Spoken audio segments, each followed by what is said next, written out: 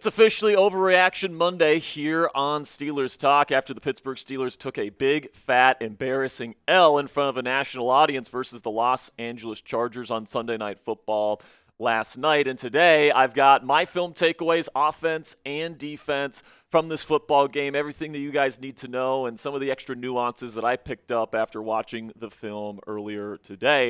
And make sure you guys stay tuned to the end of today's show for my biggest frustration with this year's Pittsburgh Steelers team. You're not going to want to miss that, so make sure you guys stick around to the end of our takeaways today. But then also make sure you guys click that thumbs up icon if you haven't already. If you bleed black and gold, no matter what, if you love this football team, no matter how bad they play, no matter how good they play, if you love the Pittsburgh Steelers and you're never going to give up on this football team, give me a thumbs up down there and like today's video. So first, guys, let's start with the offense, because this was the reason why the Pittsburgh Steelers lost last night versus the Los Angeles Chargers. They had by far their worst offensive performance of the season.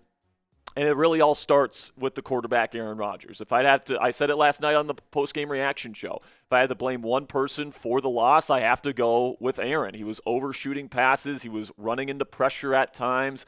If it wasn't for garbage time, he wouldn't have even completed half of his passes. That's how bad Aaron Rodgers was playing for the Pittsburgh Steelers yesterday, and he full regressed back to, terrible New York Jets version of Aaron Rodgers. Had a touchdown, but that was in garbage time, threw 2 interceptions, even though one of those was not on him. But it just wasn't a good day from Aaron Rodgers. He wasn't able to complete anything on third down. He was not able to win that chess match between him and defensive coordinator for the Chargers, Jesse Minter, all day long.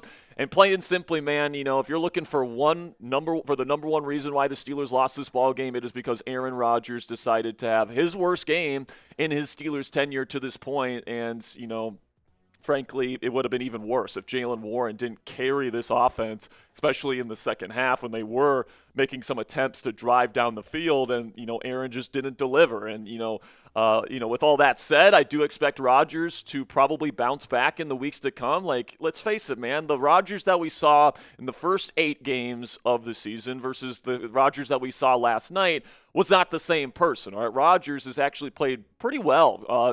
He's taking care of the football. He's already gotten more touchdown passes this year, midway through the season, than any Steelers quarterback, post Big Ben has gotten over the course of an entire season. His quarterback rating is hovering around 100, and that is with that terrible performance last night. So Aaron Rodgers is still a quarterback that I think, can play the style of quarterback that this team needs in order to be competitive. Obviously, I think we all know and we all realized even heading into this season that this probably wasn't going to be a great, truly elite offense, but I think that this team certainly has what it takes under Aaron Rodgers to be a very good offense, all right? And then you're really depending on the defense to really turn it up if this team is going to be anything more than, a 9-8, 10-7, first-round playoff exit type of squad. But I don't expect the Aaron Rodgers that we saw last night to be a mainstay as we head down the final stretch of the 2025 season, but I guess only time will tell if that ends up being the case. But let me know what you guys think down there in the comment section for today's pinned question. What is your concern level for Aaron Rodgers at this point in the year after last night's performance? Put it on a scale of 1, meaning I'm not worried at all, Aaron's going to be fine, to 10, meaning, oh my gosh, this guy's terrible, all these different things. It's time to, start Mason Rudolph, all this different stuff. Let me know what you guys think down there in the comment section for today's pinned question. YouTube's going to throw you an ad break here in just a couple of seconds, and when that happens, take advantage of that time by letting me know your concern level for QB1. But now, outside of Aaron Rodgers, I just think that the Steelers' offense was terrible on possession down football. Before garbage time, they were 0 for 10 on 3rd and 4th down attempts. Now, obviously, 2 of those 10, so that's 20% of your attempts. There was some pretty obvious DPIs that weren't called by the referees, in my opinion. But that doesn't mean that the Steelers did a good job on possession downs on those other 8 instances, right? I thought, the Chargers did a really good job taking Aaron Rodgers' first read away, especially on those quick game concepts that he really likes, double slant, drag in, stick. They did a really good job, taking that underneath stuff away. And Rodgers kind of panicked, ran into pressure at times, and, Rodgers missed some throws and just a lot of different contributing factors on third down leading to some really bad play on possession downs. And, plain and simply, Mike Tomlin said it in the post-game press conference last night. If you can't win on 3rd and 4th down on offense at all, you're not going to win football games in this league. Unfortunately, that's really the crux of why the Steelers were so bad in this football game. But then, we talk about the run game, and I thought it was another slow start for the Steelers' run game, and you could definitely tell that they missed Isaac Seumalo out there. Eventually, they got the run game going a little bit. Jaylen Warren, ended up with almost 100 scrimmage yards on the day. He was really the only one getting really anything going offensively. So, it's nice that you have Jaylen Warren, but this wasn't the first time where it felt like at times, Jaylen Warren has just carried this offense throughout games. And, he's pretty clearly the best offensive player. Got to get him the football. And the Steelers certainly did that more than they got the ball to anybody else on the offense yesterday. But, you want to see that run game be more consistent throughout 4 quarters. And really the lack of a run game in the early part of the game has been a big reason why, they're getting off to really slow starts. And, I really think that the less that you play jumbo personnel in this offense, which is really the identity of this team, and when it's played well, they've really leaned into the jumbo personnel, kind of looks, but they had to play it less this week because you didn't have Isaac Seumalo, and, you get worse results. I mean, the first 3 weeks of the season when the Steelers weren't playing a lot of jumbo, this offense didn't look all that great outside of the Jets game. And then all of a sudden, you go to jumbo in week 4 in Dublin, and then, you have this good stretch of offensive play. And now over the last 2 weeks when Seumalo's largely been out, it just hasn't been the same. And, we've kind of regressed back to what this offense looked like in the first few weeks where you really can't run the football, especially early in games. And yesterday they only tried jumbo personnel where they brought in Andrus Peat to play left guard 9 times versus the Chargers. And even when they played jumbo, it wasn't nearly as effective as when Isaac Seumalo's out there. So I think, you got to get Seumalo back. And, what's scary about this situation is that, you take away one starting offensive lineman here with the Steelers offensive line, and you can make an argument it just breaks this offense. This team is so dependent on being able to run those jumbo personnel looks at full health. And, what are the odds that you're going to be able to keep all 7 members of that unit healthy? Talking about Darnell and talking about Spencer and then all 5 members of the offensive line. What are the odds that you're going to be able to keep all 5 members of the offensive line healthy for the rest of the season? That's going to take a little bit of luck for sure if the Steelers are going to do that. But getting Seumalo back, and it sounds like he's going to have a chance to play this week against the Bengals, will be huge to getting this offense back on the right track. But then also, man, you didn't trade for a receiver this week. This team, in some ways put their faith in Calvin Austin III and Roman Wilson to step up as legitimate number 2 and number 3 receiver options.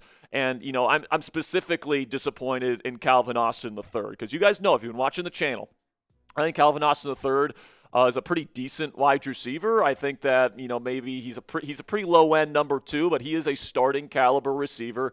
But you need to get more out of him, man. If you're not going to go out and get a Jacoby Myers, if you're not going to go out and get a Rashid Shaheed, if you don't go out and get the Jalen Waddle deal done by the deadline, Calvin's got to step up into that number 2 role. There's no other way about it. And, teams are doubling DK Metcalf a lot. There's a lot of one-on-one opportunities, and Calvin just played a really bad game yesterday, man. Honestly, one of the worst games of his career as a starter for this offense. He wasn't getting open enough. He made a couple really uncharacteristic drops. He had 2 drops yesterday, and he only had 1 the entire season before going into last night. He had 1 drop led to an interception. He didn't get both feet down on one play. Calvin, just a really uncharacteristic bad game from him. Now, he's going to have to really bounce back if this offense is going to be able to get teams off of DK Metcalf, and Roman Wilson is also going to have to step up as well. He got some time during garbage time, but, certainly after the way Calvin played in this game, it would not shock me at all if Aaron Rodgers advocates for his buddy MVS to get more playing time and be elevated from the practice squad this week. Of course, he didn't get elevated this week. They're taking their time, ramping him up, but after seeing what Calvin did yesterday, after what Roman did yesterday, not really doing much for the offense, something tells me that Rodgers is going to be like, all right, I trust MVS. Let's get him into the lineup here and see what he can do, and we'll see if that move ends up panning out. But then, talking about the tight ends, I think that there's something that they need to do, and I think it's time to phase out Jonnu Smith, okay? Obviously, you end up trading for him. You give him top 10 tight end money after having kind of an outlier kind of Pro Bowl caliber season for the Dolphins last year. And, it just hasn't worked out, man. They're using him a lot. They're playing him very, very regularly, and he can't get open versus man coverage. He's not particularly good with his hands. And honestly, he's not as good of a yak threat as he was last year for Miami. So he only had one catch for 4 yards for a full-time starting player on offense yesterday. It's just not productive enough, man. And the thing that is also pretty frustrating about this team insisting on playing Jonnu Smith as much as they do is that Pat Freiermuth has actually been very productive this year. He has actually been very good this season for the most part. He's had some drops and he's made some mistakes, but for the most part, man, when you look at the EPA per target, like Pat Freiermuth might be the most valuable receiving threat the Steelers have on their team on a per target basis. He does a really good job finding soft spots in zones. He's got good hands to make contested catches. He can be that safety blanket for Aaron Rodgers, and unfortunately this team kind of tends to lean more towards Jonnu Smith being the true receiving tight end. But Pat Freiermuth, in my opinion, is clearly the best receiving tight end on this team. It's not close. He should be easily outsnapping Jonnu Smith. Unfortunately, at this point, it's kind of the other way around at this point in time. Now, I look at, this offense and, my kind of takeaway and my kind of silver lining and my kind of thought on this offense is that this was an outlier performance from this group, okay? And, of course, there's ebbs and flows over the course of an NFL season. You play good games, you play bad games. Like, teams aren't just playing the same way every single week. They play different every single week. Now, I think that the Steelers' offense and the team in general fluctuates a bit too much. That is a defining weakness of this team this season. But the average points per game before heading into this game, guy, was over 25 points. So the Steelers' offense pretty regularly gets between that 23 and 27 point range. Obviously, they didn't come close to that in this game. So, I do have hope that this offense can bounce back in weeks to come and play like they have throughout most of the first half of the season. But certainly concerning that this offense played that poorly, especially against a playoff caliber defense, which you're going to be asked to beat once you get to potentially the playoffs in January. So coming up here on Steelers Talk, my defensive takeaways. All right, I got 8 more takeaways, this time on the defensive side of the ball, which was a lot more positive than negative, in my opinion, in this ball game. But before we get into the rest of today's show, let's have a word from our sponsor here. You guys can get a Jalen Ramsey Steelers jersey, 50% off today only, guys. Chatsports.com/Ramsey is the link. I'm going to put that in the comments and description of today's show. If you click that link and you make a purchase, we get part of the proceeds here at Steelers Talk. And, this is a fantastic deal. If you're looking to get a Jalen Ramsey jersey for yourself, to get it for somebody that you love for Christmas or something like that, this is a fantastic opportunity to get a Jalen Ramsey jersey, 50% off. Again, it's today only, guys. So go to chatsports.com/Ramsey to get your Jalen Ramsey jersey in your closet today. Moving on to the defensive side of the ball, defense was a lot better in situational ball this week. I think T.J. Watt said in his postgame press conference that they're not doing a good enough job with this. But, in this game, they were 6 of 17 on third down, okay? They were pretty darn good. Only allowing a first down on about 35% of the third down attempts for Los Angeles. And I actually thought that the pass coverage held up really well on third down. They made plays to get the Chargers off the field a number of times in this ball game. Just unfortunately, the Steelers' defense was on the field for so much in this game that it's just hard to keep a team down when they're on the field for that much of game time. But also, I thought the pass rush showed up. All right, looking at the film, I thought T.J. Watt absolutely showed up in this game. I thought Alex Highsmith showed up. He got a couple sacks. Nick Herbig got a sack in this one. I thought the interior guys were winning their one-on-one matchups as well. So it certainly wasn't bad. And when you look at the numbers, and especially when you put the numbers in context, that Justin Herbert was getting the ball out of his hands like that, a 2.2 second average time to throw from Justin Herbert. That's actually, I think, the fastest that any quarterback has had against the Steelers this year. You still had an over 30% pressure rate. You also had 5 sacks. And, I thought that you were affecting Herbert, especially on those third downs that we discussed. So, I thought that the pass rush did show up in this game. Unfortunately, The offense did not, and I thought that the run game, run defense in particular, probably was the weakness for the Steelers defense last night. We'll get to that here in a second, though. But I thought I want to give a special shout out here to Keanu Benton, who followed up an excellent performance against the Colts last week with yet another strong showing. Benton is really starting to come into his own as a legitimate starting player, in my opinion. And even though he's not the best run defender in the world, he is making plays against the run. Had 4 pressures last night. Benton, in my opinion, is starting to really solidify himself as a legitimate starting presence here in the National Football League. But the Steelers, and something that I didn't love this week, even though I thought they played man better than they had all year this year, they played more man coverage. Lots of cover one. Once again, the Steelers love to play man coverage, and I can't tell you why, man. This team is not particularly great when playing man coverage. Brandon Echols certainly gave up more than his fair share of his losses in one-on-one coverage yesterday. But generally speaking, I thought that Pittsburgh looked about as good in man coverage as they looked all year. Darius Slay, before his injury, actually had some pretty decent reps in man coverage. Joey Porter Jr. Certainly played well in man coverage last night, in my opinion. James Pierre showed up more than once in man coverage as well, played well in that regard. Thought Brandon Echols was probably the worst man corner on the team yesterday, but I want to see this team still be more zone. I want to see this team be more, Tampa 2 and in quarters, even though that's man match, and cover 6. And, right now, guys, when you look at the splits, the Steelers defense is number 1 in the league in EPA per play allowed when they play quarters, and I believe they're still top 5 when they play cover 6. And yet the Steelers are near the bottom of the league in the amount, in the percentage of plays where they play quarters and cover 6. So, it's just frustrating to me that they just keep banging their head against the wall here trying to be a man coverage team. And even though it worked out a little bit last night, where your secondary was actually able to make some plays, I still think that this team is better suited by playing that majority 2 high safety shell with the 2 run defending safeties and playing a lot more quarters than what the Steelers are currently doing right now.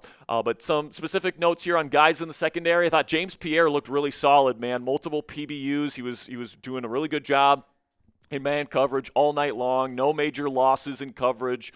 He looked pretty darn solid. He looked good against Indianapolis too, so he might be working his way more onto the field. He also had a really good preseason and training camp with multiple interceptions, so Pierre just continues to play his way into more reps and more playing time. And somebody that might have played himself into maybe some less playing time is Brandon Echols, who is certainly taking his lumps in man coverage. I think Echols is a better zone corner than he is a man corner. He got destroyed multiple times yesterday against Ladd McConkey, Keenan Allen, anybody that was lining up against him in the slot pretty much had their way with him.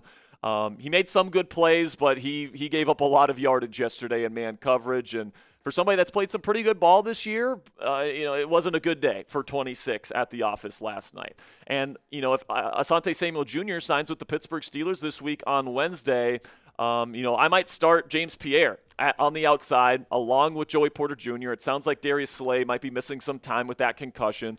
If you sign Asante Samuel Jr. this week, I would probably put Asante in the slot. He's a good slot corner. And I would have James Pierre and Joey Porter Jr. playing on the outside. And I would have Echols be my kind of depth piece at the cornerback position moving into next week. That's probably the way that I would do it at this point. Now, we get to the run defense, and I did think that the Steelers' run defense took a step back in run defense, all right? It certainly wasn't as solid as it was against Green Bay and against Indianapolis. Kamani Vidal had almost 100 yards rushing, but I do think part of that is just attrition, the defense being on the field for as many plays and as much of the game clock as they were on the field for. You could tell in the second half they were getting tired. And, frankly, some guys were not playing disciplined in that second half. Namely, I would say the biggest culprit of that, and really it has been throughout the entire season, was Patrick Queen. And I think, it's time to have an honest discussion about PQ. I know that, when the Steelers signed him, he was an all-pro caliber player.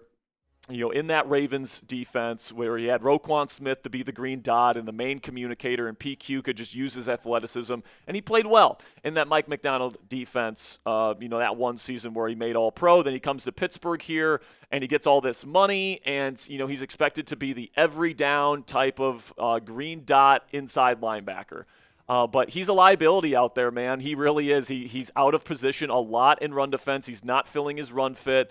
And, a lot of times he puts himself in positions to miss tackles. He currently has the highest missed tackle rate in the National Football League among linebackers at 23.3%. He's missing almost one tackle for every 4 attempts that he tries to tackle somebody. That is unheard of for an NFL linebacker, man. You're paying this guy as much as you're paying him. You brought him in to be the quote-unquote quarterback of your defense, and, it just hasn't been good. And then in pass coverage, it seems, especially like in the red zone, like quarterbacks find Patrick Queen and they manipulate the shit out of him, and then, they just throw it to whoever he's guarding because he's not in position. And he has not been good in pass coverage this year. He's been one of the worst run defending inside linebackers in football. Now, Patrick will make some splash plays because he's a crazy good athlete. He's a pretty good blitzer. And when he finds a clear lane to go and attack a running back, he can get some splash plays and some TFLs and some sacks and do all that stuff, but very rarely do you see him make the right play in run defense when he's not just shooting a gap, when he's in pass coverage, things that you expect your number one linebacker to do.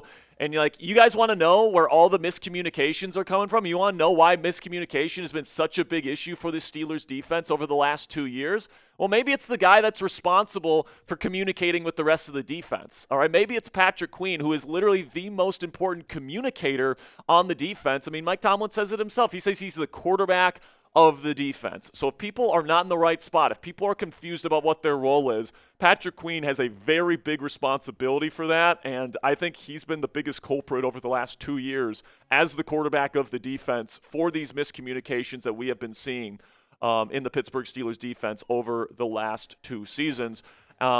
Now, I've been kind of crapping on the Steelers here today for sure, and it wasn't a good performance yesterday. But I will say, the silver lining on defense is that this unit has turned a little bit of a corner, all right? Against Indianapolis and against Los Angeles, this team has played, pretty decently. They've created turnover opportunities for themselves.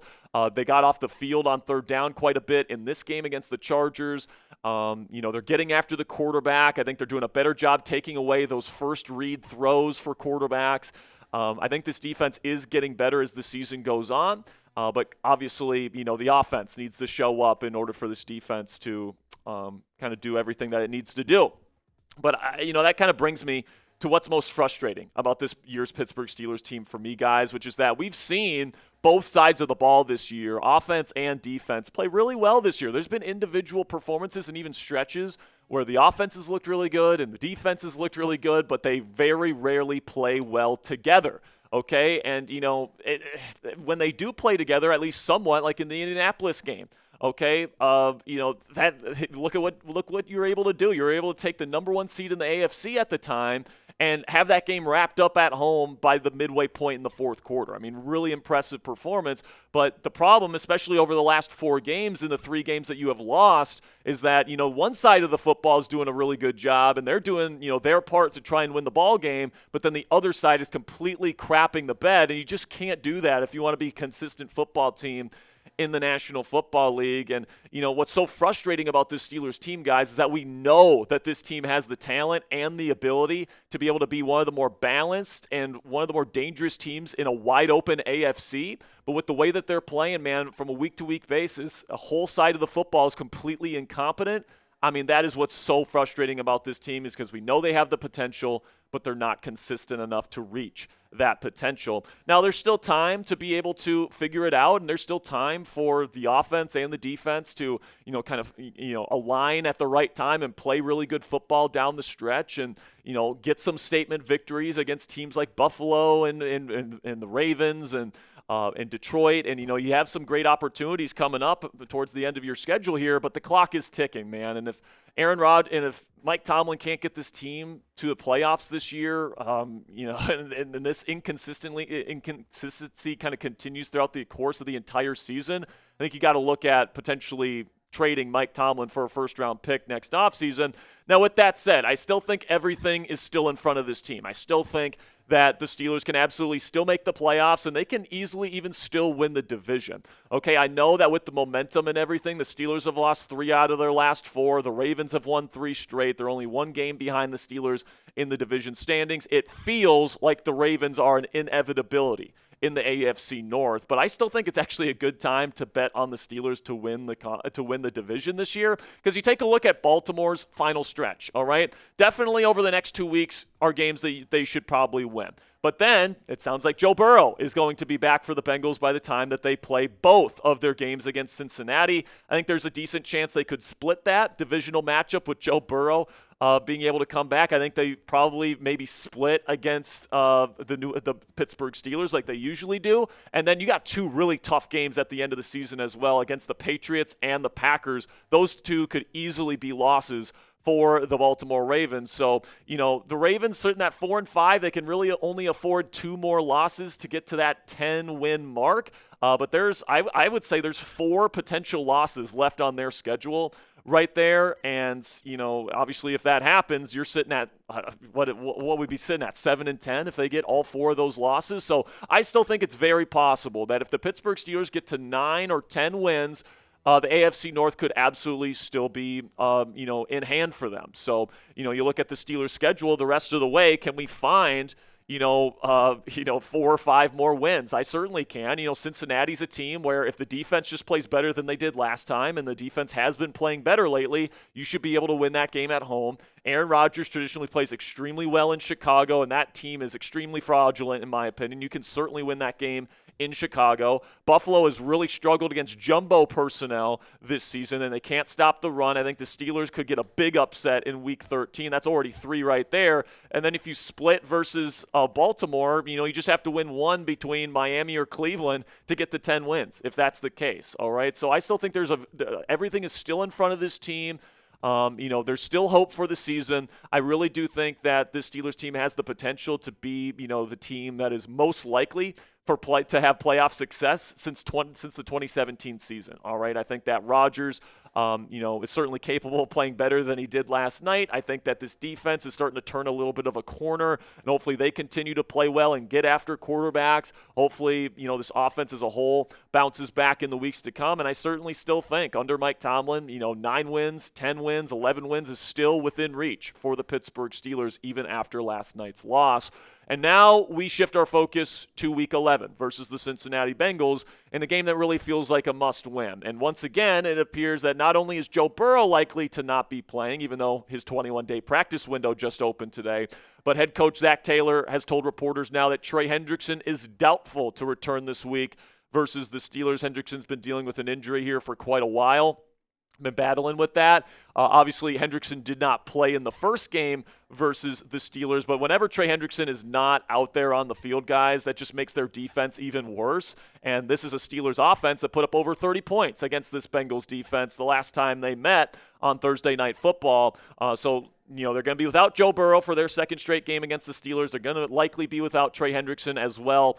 Those 2 players are arguably the 2 best players on their team, maybe outside of Jamar Chase. So you certainly got to handle Jamar Chase better than you did last week. But having these 2 guys out of the lineup certainly increased the Steelers' chances of getting a win. And certainly with these 2 guys out and coming off, a big loss on Sunday Night Football, losing 3 out of your last 4, this really feels like a must-win for the Pittsburgh Steelers. Because if they can't win this game, if they can't beat the Bengals, and they get swept by the Bengals without Trey Hendrickson and without Joe Burrow, how can we have any confidence in this team to turn it around and win against Buffalo and win against Baltimore and win against Detroit and win some of these games that they're going to have to win in order to win the division and make it to the playoffs this year? So this one really feels like a must-win for the Pittsburgh Steelers. And tomorrow I will have my in-depth preview for Steelers versus Bengals here in Week 11. I'll let you guys know exactly what the Steelers need to change up with their defensive game plan to have success this week against Jamar Chase and the Bengals offense. I'm going to let you guys know some of the adjustments they should make on offense as well